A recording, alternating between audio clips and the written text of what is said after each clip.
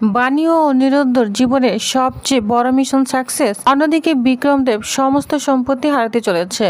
হ্যাঁ প্রিভার 70 দেখা যাবে আজকের পর্বে। বিস্তারিত জানতে ভিডিওতে একটি লাইক দিয়ে চ্যানেলটি সাবস্ক্রাইব করে সম্পূর্ণ ভিডিওটি দেখতে থাকুন। গল্পের শুরুতেই আমরা দেখতে পাবো বাণী এবং অনিরুদ্ধ বিক্রম দেবের চিকিৎসকের সঙ্গে দেখা করতে হসপিটালে পৌঁছে যায়। নিজেদের পরিচয় গোপন রেখে তার ডক্টরকে বলে, দেখুন আমরা একটি ইন্স্যুরেন্স কোম্পানি থেকে এসেছি। বিক্রমদেব বাবু আমাদের সংস্থার পক্ষ থেকে কোটি কোটি টাকার সুবিধা পেতে চলেছেন, কিন্তু তার আগে তার শারীরিক অবস্থায় কিছু তথ্য জানা আমাদের জন্য খুব জরুরি। আপনি যদি একটু সাহায্য করেন তাহলে আমাদের কাজটা অনেক সহজ হয়ে যাবে। ডাক্তার প্রথমে বেশ অস্বস্তিতে পড়ে যান। তখন তিনি শান্ত গলায় বলে, দুঃখিত, রোগীর অনুমতি ছাড়া আমরা কোনো ব্যক্তিগত তথ্য দিতে পারি না, বরং আমি এখনই উনাকে ফোন করে অনুমতি নিয়ে নেই। ডাক্তারের কথা শুনে অনিরুদ্ধ তাড়াতাড়ি বাধা দিয়ে বলে, না প্লিজ, আপনি এখনই ফোন করবেন না, বিষয়টা খুব জরুরি। আমরা শুধু কিছু প্রয়োজনীয় তথ্য জানতে চাই, এতে আপনার কোনো সমস্যা হবে না। বাণী অনিরুদ্ধের কথা ছাই দিয়ে বলে, দেখুন উনি যেহেতু আমাদের কোম্পানির কাছ থেকে বড় অঙ্কের সুবিধা পাবেন, তাই ওনার স্বাস্থ্য সম্পর্কে নিশ্চিত হওয়া আমাদের দায়িত্ব।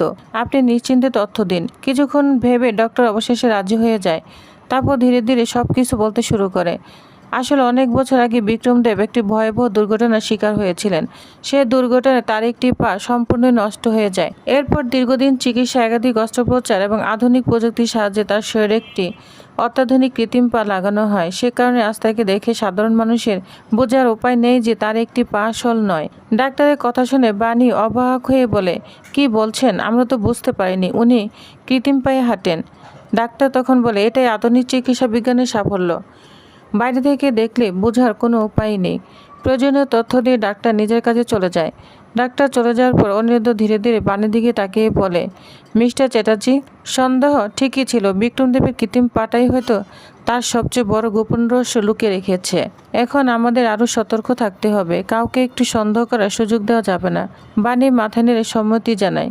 দুজনেই বুঝে যায় রহস্যটা আরো গভীর হতে চলেছে। অন্যদিকে বিক্রম দেব বিদ্যুৎ এবং কুয়াশাকে নিয়ে নিজের ঘরে ডেকে পাঠায়। তাদের সামনে মোটা অঙ্কের টাকার প্রলোভন দেখিয়ে সে বলে, তোমরা যদি ছোট্ট তানিয়ার কাস্টাডি নিজেদের হাতে পেতে চাও তাহলে আমি তোমাদের পুরোপুরি সাহায্য করব। কুয়াশা অবাক হয়ে বলে, আপনি সত্যি আমাদের সাহায্য করবেন? বিক্রম দেব ঠোঁটে রহস্যময় হাসি নিয়ে বলে, অবশ্যই করব, তবে বিনিময়ে তোমাদের কাছ থেকে আমি কিছু চাই। কুয়াশা কোনো দ্বিধা না করেই বলে, আমরা রায়বাড়ির শেয়ার চাই। বিক্রম দেব সঙ্গে সঙ্গে একটি ব্যাগ করে টাকার বান্ডিল দেখিয়ে বলে, তোমাদের জন্য সব ব্যবস্থা করে রেখেছি। বিদ্যুৎ টাকার দিকে তাকিয়ে থাকলেও মনে মনে হিসাব কষতে থাকে। সে ভাবে, আমার টাকার দরকার নেই, আমি চাই পুরো রায়বাড়ির সম্পত্তি। আগে প্রমাণ হোক বাণী সত্যি রায়বাড়ির মেয়ে, তারপর দেখা যাবে খেলাটা কিভাবে ঘোরানো যায়। বিদ্যুৎ তখন স্পষ্ট গলায় বলে, না, আমি টাকা নিব না। টাকার জন্য আমি এই কাজ করছি না। কুয়াশা অবাক হয়ে তার দিকে তাকিয়ে বলে, তুমি কি বলছো? এত বড় সুযোগ হাতছাড়া করবে? বিক্রম দেব তখন বলে, আচ্ছা, নগদ টাকা না নিলে চেক লিখে দিচ্ছি। বিদ্যুৎ এখনও দৃঢ়ভাবেই উত্তর দেয়, বলছে, না, আমি কোনো ধরনের ঝুঁকি নিতে চাচ্ছি না। কুয়াশা বিরক্ত হয়ে কারণ জানতে চাইলে বিদ্যুৎ অসাবধানবশত বলে ফেলে, তুমি বুঝতে পারছো না, বাণী রায়বাড়ির আসল মেয়ে। কথাটা শেষ হওয়ার আগে বিক্রমদেবের মুখে হাসি মিলিয়ে যায়। সে তীক্ষ্ণ দৃষ্টির দিকে তাকিয়ে বলে, কি বললে? বাণী রায়বাড়ির মেয়ে?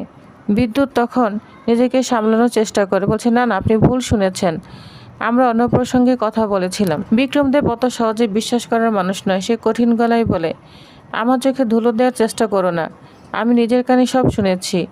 এই কথার পরে বিক্রমদেবের মনে পড়ে যায় বাণীও এর আগে একাধিকবার নিজেকে রায়বাড়ির মেয়ে বলে ইঙ্গিত দিয়েছেন। মুহূর্তে তার মনে আরো সন্দেহ গভীর হয়ে উঠতে শুরু করে। সে মনে মনে বলে, না না, এবার আমাকে সত্যিটা বের করতেই হবে।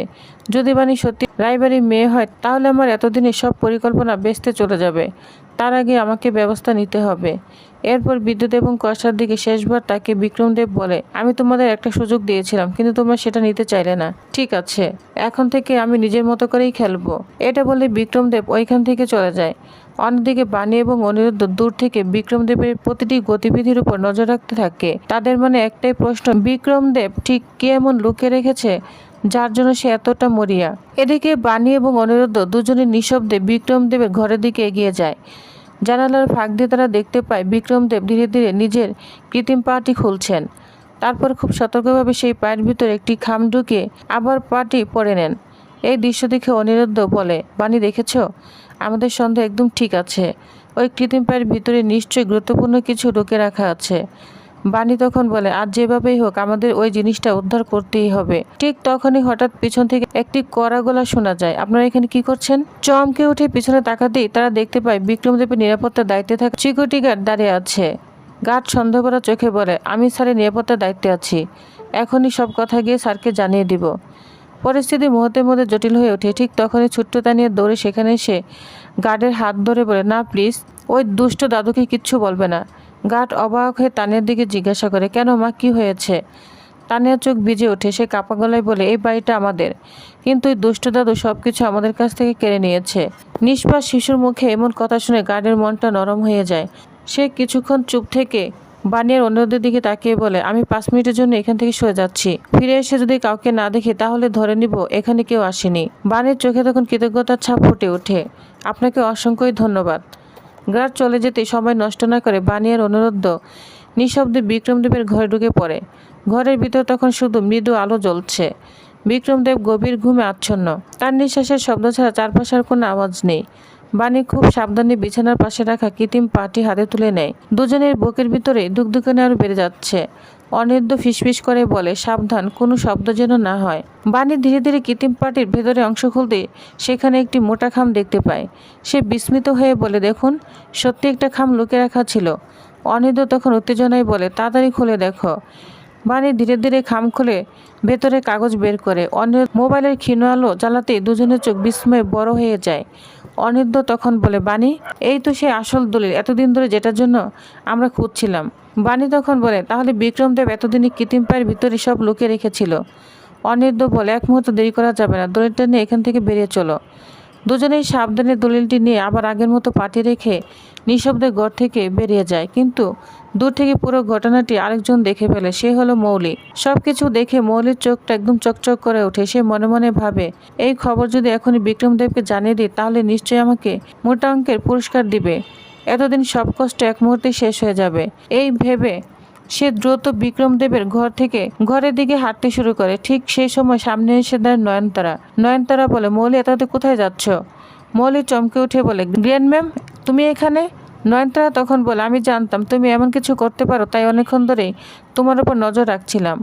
মৌলি কিছুটা বিরক্ত হয়ে বলে তুমি আমার উপর নজর রাখছিলে কেন? নয়নতারা মুখের হাসি মিলে যায়। সে বলে কারণ আমি বুঝে গিয়েছি তুমি এখনই বিক্রমদেবকে সব সত্যি বলে দিবে। মৌলি কোনো উত্তর দিতে পারে না। নয়নতারা বলে শোনো, আমি বাণী এবং অন্যদের পাশে দাঁড়িয়েছি শুধুমাত্র এই বাড়িটিকে বাঁচানোর জন্য। রায়বাড়ি আমি কারো হাতে দিব না। তুমি নকলের মেয়ে বলে আজ তোমাকে ক্ষমা করেছি, কিন্তু আর একবার যদি এমন বিশ্বাসঘাতকতার চেষ্টা করো তাহলে আমার চেয়ে কঠিন মানুষ আর কাউকেই পাবে না। এই বলে নয়নতারা মৌলির হাত ধরে টেনে ঘরে নিয়ে যায়। বাইরে গিয়ে দরজাটা বন্ধ করে দেয়। মৌলির দরজায় বারবার ধাক্কা দিতে চিৎকার করে গ্র্যান্ড ম্যাম, দরজা খুলে দাও, আমাকে বের হতে দাও। কিন্তু নয়নতারার একবারও পিছনে ফিরে তাকায় না। কিছুক্ষণ পর বাণী এবং অনিরুদ্ধার পিনাক্ষী সেই দিক দিয়ে যাওয়ার সময় দরজায় ধাক্কার শব্দ শুনে থেমে যায়। দরজা খুলতে মৌলি বেরিয়ে আসে। পিনাক্ষী অবাক হয়ে জিজ্ঞাসা করে মৌলি, তোমাকে এভাবে ঘরে কে আটকে রেখেছিল? মুহূর্তের মধ্যে মৌলির মাথায় নতুন পরিকল্পনা আসে। সে ভাবে সত্যিটা বলে দিলে তো আমি বিপদে পড়বো, এখন মিথ্যাই বলাই ভালো। মৌলি তখন বলে না, কেউ আমাকে আটকে রাখেনি, ভুল করে দরজাটা লক হয়ে গিয়েছিল, তাই বের হতে পারছিলাম না। বাণী গভীরভাবে মৌলির দিকে তাকিয়ে থাকে। তার মনে হয় মৌলি যেন কিছু একটা লুকাচ্ছে। অনিরুদ্ধ তার দিকে সন্দেহ চোখে তাকায়, কিন্তু কেউ কোনো কিছুই বলে না। এদিকে পিনাক্ষী হঠাৎ মনে করে ঈশানীর শরীর অনেকক্ষণ ধরেই খারাপ। সে তখন বলে চলো আগে ঈশানীর কাছে যাই, ওর শরীরটা একদম ভালো নেই। সবাই দ্রুত তখন ঈশানীর কাছে ছুটে যায়। ঈশানীর ঘরে গিয়ে দেখে সে বিছানায় শুয়ে আছে, শরীরটা ভীষণ দুর্বল, মুখটা একেবারে ফ্যাকাশে। বাণী দ্রুত খাবারের থালা নিয়ে তার পাশে বসে নরম গলায় বলে মা উঠুন, একটু খেয়ে নিন, না খেলে শরীরটা আরও খারাপ হয়ে যাবে। ঈশানী মুখ ফিরিয়ে নিয়ে বলে না, আমি কিচ্ছু খাবো না। বাণীর চোখ ভিজে ওঠে। সে কষ্টের সঙ্গে বলে মা, আপনি আমার উপর এত রাগ করে আছেন কেন? আমি এমন কি করেছি যে আপনি আমার হাতের খাবারও খাবেন না? ঈশানী তখন ভারী গলায় উত্তর দেয় তুমি এখনও জিজ্ঞাসা করেছো তুমি কি করেছো?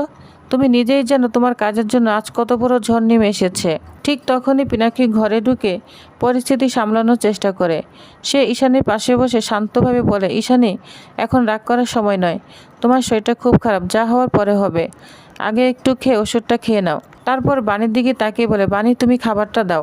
ঈশানী মাথা নেড়ে না করে দেয়। ঠিক তখনই মৌলি এগিয়ে এসে বলে মা, আমি তোমাকে খাইয়ে দিই। ঈশানী কোনো আপত্তি করে না। মৌলি নিজে হাতে তাকে খাওয়াতে শুরু করে। এই দৃশ্য দেখে বাণী খুব কষ্ট পায়। সে মনে মনে ভাবে, আমি কি সত্যি এতটা পর হয়ে গিয়েছি? মা কি কোনোদিনও আমাকে আপন করে নিবে না? তার চোখের জল এলো, সে নিজেকে সামলে নেয়।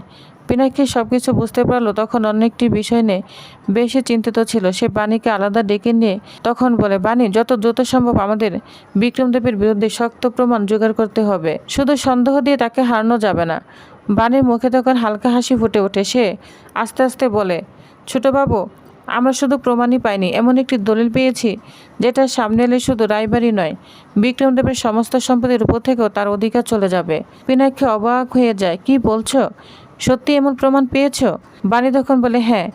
ঠিক সেই মুহূর্তে ঈশানী প্রচণ্ড কাশি শুরু হয়। সবাই দৌড়ে যায় তার কাছে। হঠাৎ কাশির সঙ্গে তার রক্ত বের হতে থাকে, যা দেখে সবাই আতঙ্কিত হয়ে পড়ে। মৌলি দ্রুত একটি রুমাল লেগিয়ে দিয়ে রক্ত মুছে দেয়, কিন্তু সবার অজান্তে সে রক্তমাখা রুমালটি নিজের কাছে লুকিয়ে রাখে। মনে মনে সে বলে, এই রুমালটি হবে আমার সবচেয়ে বড় অস্ত্র। সময় মতো এটা ব্যবহার করে পুরো খেলাটাই নিজের দিকে ঘুরিয়ে দেব। ঈশানী ধীরে ধীরে চোখ বন্ধ করে নিস্তেজ হয়ে পড়ে। তাকে ঘিরে সবাই উদ্বিগ্ন হয়ে পড়ে। এদিকে ভোর হতেই বিক্রমদেব প্রতিদিনের মতো নিজের কৃত্রিম পা খুলে ভেতরে খামটি বের করতে যায়, কিন্তু খামটি সেখানে নেই। যা দেখে পুরাই চমকে যায় বিক্রমদেব। না না, এটা কিভাবে সম্ভব? দলিলটা কোথায় গেল? তাহলে কি সত্যি কেউ আমার ঘরে এসেছিল? পরক্ষণে তার মনে পড়ে বাণী এবং অনিরুদ্ধের কথা। সে তখন বলে, না, যদি ওই কাগজটা ওদের হাতে চলে যায় তাহলে আমার এতদিনই সাজানো পুরো খেলাটাই শেষ হয়ে যাবে। তখন সে রাগান্বিত হয়ে সিকিউরিটি গার্ডকে ডেকে পাঠায়। গার্ড সামনে আসতে বিক্রমদেব চিৎকার করে বলে, বলো, গত রাতে আমার ঘরে কে ঢুকেছিল? গার্ড ভয়ে বলে, স্যার, আমার মনে হয় কেউ ঢুকেনি। যা শুনে বিক্রমদেব প্রচণ্ড রেগে গিয়ে তাকে একটি কষে চড় মারে। তোর মনে হয় অকর্মার দল? বের হয়ে যায় আমার সামনে থেকে। অপমানিত গার্ড মাথা নিচু করে সেখান থেকে চলে যায়। বিক্রমদেব নিজের কয়েকজন লোককে ডেকে আদেশ দেয়, বাড়ির প্রত্যেকটা ঘর তল্লাশি করো। কারো কোনো সুটকেস, আলমারি, ব্যাগ কিছুই বাদ দিবে না। আমার দলে যেভাবেই হোক খুঁজে বের করতেই হবে। কিছুক্ষণের মধ্যে লোকগুলো বাড়ির সব গছনছ করতে শুরু করে দেয়। চিৎকার চেঁচামেচি শুনে বাণী, অনিরুদ্ধ, পিনাক্ষী, ঈশানী এবং বাড়ির অন্য সদস্যরা সেখানে চলে আসে। ঋষি তখন বলে, আপনারা আমাদের জিনিসপত্র এভাবে তল্লাশি কেন করছেন? কেউ কোনো কথা উত্তর দেয় না। বাণী এগিয়ে এসে বলে, কি হচ্ছে এখানে? আর অনুমতিতে এসব করছেন? বিক্রমদেব তখন বলে, আমার একটা গুরুত্বপূর্ণ কাগজ হারিয়েছে, সেটা খুঁজে বের করতেই তল্লাশি। বাণীর লোকগুলোকে থামাতে গেলে একজন তাকে জোরে ধাক্কা দেয়। বাণী পড়ে যেতে যাচ্ছিল, ঠিক তখন অনিরুদ্ধ তাকে ধরে ফেলে। স্ত্রীর প্রতি এমন আচরণ দেখেও নিজের রাগ আর সামলাতে পারে না। সে তখন বলে, একবার বাণীর গায়ে হাত দিলে না, কাউকেই ছাড়বো না।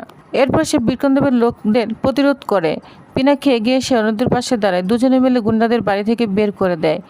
এই দৃশ্য দেখে নয়নতারা এবং মৌলি দুজনেই অনেক ভয় পেয়ে যায়। এদিকে বিক্রমদেব আরো ক্ষিপ্ত হয়ে ওঠে। সে চিৎকার করে বলে, আমার কাগজটা কোথায়? আমি আমার কাগজ চাই। বাণী তখন সামনে এসে দাঁড়ায়, বলছে, কেন, ওই কাগজটা আপনার কাছে এত গুরুত্বপূর্ণ?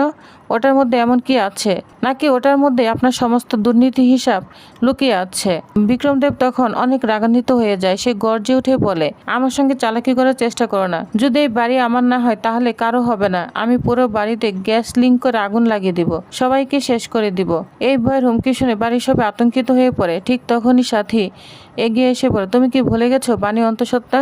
এতটুকু মানবতা নেই তোমার? সেই মুহূর্তে বিক্রমদেবের কৃত্রিম পায়ে তীব্র ব্যথা শুরু হয়। সে যন্ত্রণায় মাটিতে বসে পড়ে। কষ্টে ছটফট করতে বলে, বাণী, যদি সবাইকে বাঁচাতে চাও তাহলে আমার কাগজটা ফিরিয়ে দাও, না হলে তোমাদের জীবনে এমন সর্বনাশ নামবে যা তোমরা কল্পনাও করতে পারবে না। ঈশানীর দুর্বল শরীর নিয়ে সামনে এসে বলে, আপনি আর কাউকে ভয় দেখাতে পারবেন না। আপনার পাপের গড়ান একদম ভরে গিয়েছে। এবার আপনার অন্যায় বিচার হবে। ঈশানের কথায় বাড়ির সবাই নতুনভাবে সাহস পায়। আর বিক্রমদেব বুঝতে পারে, এতদিন ধরে যে সাম্রাজ্য যে মিথ্যার ষড়যন্ত্রের উপর দাঁড় করিয়েছিল সেটি এবার সত্যের সামনে ভেঙে পড়তে চলেছে।